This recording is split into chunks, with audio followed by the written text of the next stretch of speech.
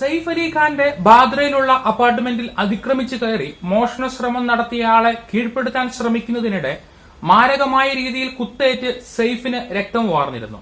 മുറിവേറ്റ സൈഫിനെ ആശുപത്രിയിലെത്തിക്കുവാൻ ഡ്രൈവറിനെ വിളിച്ചുവെങ്കിലും ഫോൺ എടുത്തില്ല. തുടർന്ന് ഒരു ഓട്ടോ വിളിച്ച് ലീലാവതി ഹോസ്പിറ്റലിൽ എത്തി.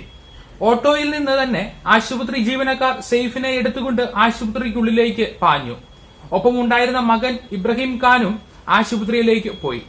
ഓട്ടോ ഡ്രൈവർക്ക് ടാക്സി കൂലി കിട്ടിയിരുന്നില്ല. ഇങ്ങനെയൊരു അത്യാഹിതമായിരുന്നതിനാൽ ഓട്ടോ ഡ്രൈവർ കൂലി വേണ്ടെന്ന് വെക്കുകയും ചെയ്തു. സൈഫ് അലി ഖാനെ ആശുപത്രിയിൽ എത്തിച്ചത് ആരാണെന്നുള്ള അന്വേഷണത്തിൽ ഈ ഓട്ടോക്കാരനെ കണ്ടെത്തുകയും മാധ്യമങ്ങളിൽ വാർത്തയാകുകയും ചെയ്തു. ഹോസ്പിറ്റലിൽ നിന്ന് ഡിസ്ചാർജ് ചെയ്തു വീട്ടിലേക്ക് പോകുന്നതിന് മുൻപ് സൈഫ് അലി ഖാൻ ഓട്ടോ ഡ്രൈവറിനെ ഹോസ്പിറ്റലിലേക്ക് വിളിച്ചു വരുത്തി. 47 വയസ്സുകാരനായ ഭജൻ സിംഗ് റാണയ്ക്ക് ഒപ്പം ഫോട്ടോകൾ എടുക്കുകയും 50,000 രൂപ സമ്മാനിക്കുകയും ചെയ്തു.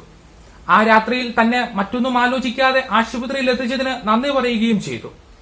ഓട്ടോ ഡ്രൈവർ ഭജൻ സിംഗ് മറുപടിയായി താൻ ഈ പ്രതിഫലം ആഗ്രഹിച്ചിരുന്നില്ല എന്നും അതിനായി ആവശ്യപ്പെട്ടില്ല എന്നും പറഞ്ഞു. അന്ന് രാത്രി 2 മണിക്ക് ശേഷം ഓട്ടം കഴിഞ്ഞ് മടങ്ങുന്ന വഴിക്കാണ് ഒരു സ്ത്രീ ഓട്ടോയ്ക്ക് കൈ കാണിച്ച് നിർത്തിയത്.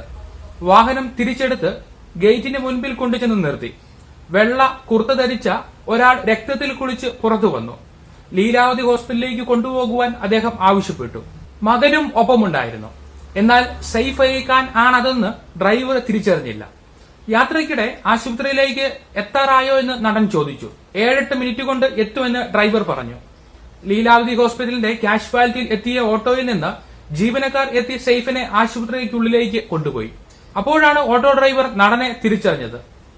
പ്രശസ്ത നടന്റെ അപകടം ഇന്ത്യ മുഴുവൻ ചർച്ച ചെയ്തപ്പോൾ ഓട്ടോ ഡ്രൈവറും ചർച്ചയിൽ ഇടം പിടിച്ചു. അങ്ങനെ ഓട്ടോ ഡ്രൈവർക്കും മികച്ച ഒരു പ്രതിഫലം ലഭിച്ചിരിക്കുകയാണ്.